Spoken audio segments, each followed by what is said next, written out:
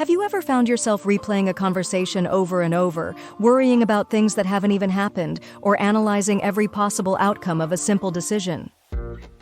That's overthinking, and it's something we've all experienced. While thinking things through is a valuable skill, overthinking is when your thoughts stop helping you and start holding you back. It can lead to stress, anxiety, and even decision paralysis. But the good news is, there are proven ways to quiet the noise in your mind and regain control. Why do we overthink? Overthinking is a survival mechanism.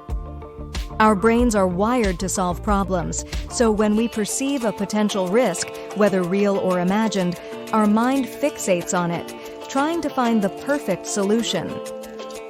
The problem? Most overthinking isn't productive.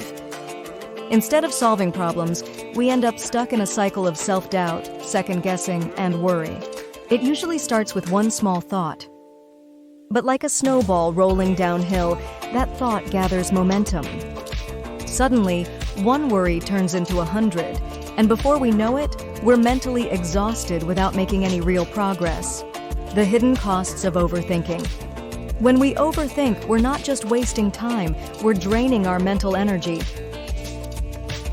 It can increase stress and anxiety, making us feel overwhelmed.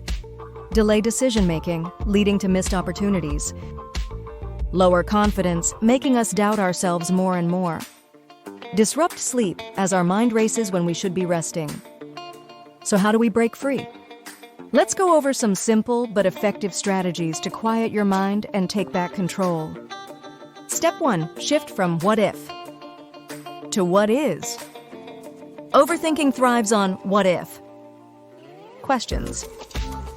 What if I say the wrong thing? What if I fail? What if they don't like me? Instead, shift your focus to what is. What do you actually know to be true right now?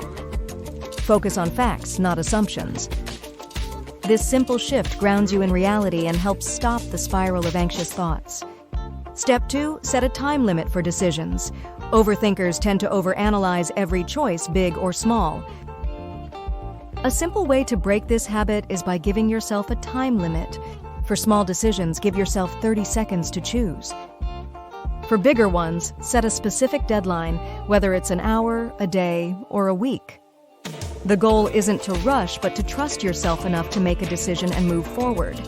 Step 3. Break the thought loop with action. Overthinking is passive. It keeps you stuck in your head. The best way to break out of it? Take action.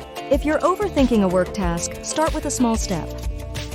If you're stuck on a personal issue, write your thoughts down. Action disrupts the overthinking loop and gives your brain a new focus. Step 4. Ask yourself, will this matter in a year? Many of the things we overthink feel huge in the moment, but are insignificant in the long run. Next time you catch yourself spiraling, ask, will this matter in a week? A month?